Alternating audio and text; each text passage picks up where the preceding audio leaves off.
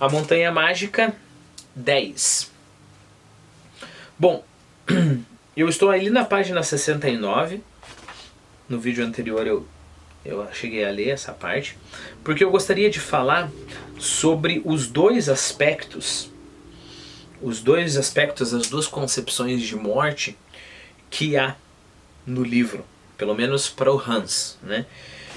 A gente pode ver isso lá na página 39, quando a gente falou, conversamos sobre o avô do Hans e como toda aquela pompa, como toda aquela preparação de morte mostrava uma natureza piedosa, significativa, religiosa, sagrada, mas que por um outro lado também um aspecto mundano, né? A morte não é nem triste, nem bela, nem é quase que indecente. Então esses dois caráteres de morte. E como que isso se articula aqui? Primeiro, como que se articula na concepção do Hans, né? Primeiro, ali na página 67, o primo do Hans estava contando para ele sobre aquele episódio que a gente já leu no vídeo passado, sobre a Ujus recebendo a extrema unção. E aí ele compara, em um determinado momento, ele compara Ujus, compara as pessoas que estão levando a determinada unção com uma coisa bobinha, assim, eu estava no ponto, deixa eu ver aqui, com um estandarte de esporte, alguma coisa assim. Aqui, ó. Uma cruz de ouro com lanternas, como se fosse estandarte da banda do regimento. Estandarte de banda, né? Então é um estandarte de uma banda. Tava entrando o coroinha com a extrema unção, com o padre, com mais alguém auxiliando, e ele faz essa comparação. E pode passar despercebido, mas percebam como é meio que desproposital a resposta do Hans. Isso não é comparação que se faça, disse Hans Castorp com certa severidade. Pense, os dois são jovens, eles não têm tabu nenhum, né? Eles falam sobre morte, falam sobre tuberculose, tá fazendo piada sobre morte e tudo mais. E aí o amigo dele fala sobre o Santo Sacramento e ele nem sendo tão religioso assim, ele chega a chamar a atenção do primo dele. Depois, ali na 69, ele fica indignado com o fato do médico chamar a atenção do morto, né? Falar, não faça tanto drama assim. E aí ele fala com essas palavras, né? Ora, escuta só, essa é demais, ele exclamou. Ralhar com um doente e dizer-lhe sem mais nem menos não faça tanta fita?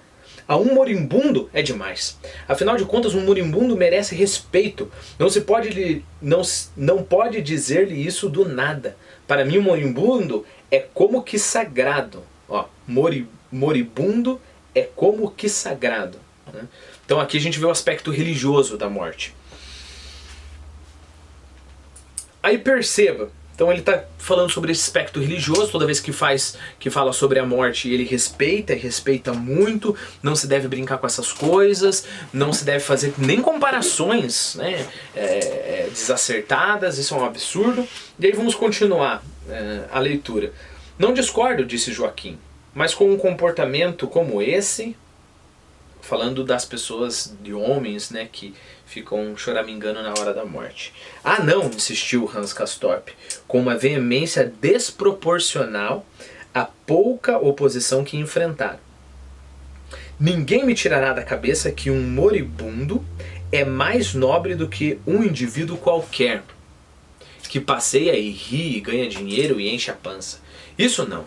Sua voz vacilou estranhamente. Não é admissível que do nada e de súbito suas palavras se afogaram numa gargalhada que se apoderou dele e o dominou.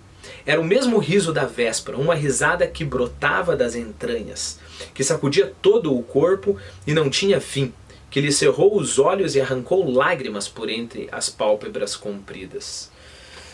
E agora, sem mais nem menos, assim, Passe de mágica, ele vê o aspecto cômico disso. Imagine você chegar para um morto e falar, olha, que drama é esse daí? Só porque você tá morrendo, você tá gritando. Então tem um aspecto cômico, mas tem um aspecto trágico.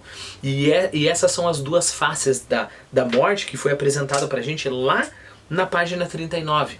Se a gente não tem em mente essas duas faces da morte, ele parece totalmente esquizofrênico aqui.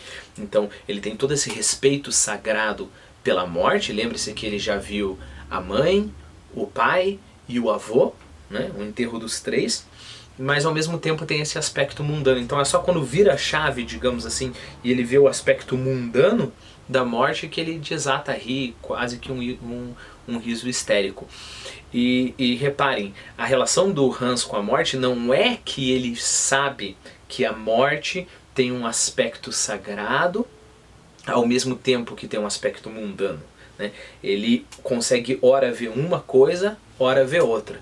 Por isso que quando ele estava vendo a morte como sagrada, ele fica escandalizado com uma mera interpretação.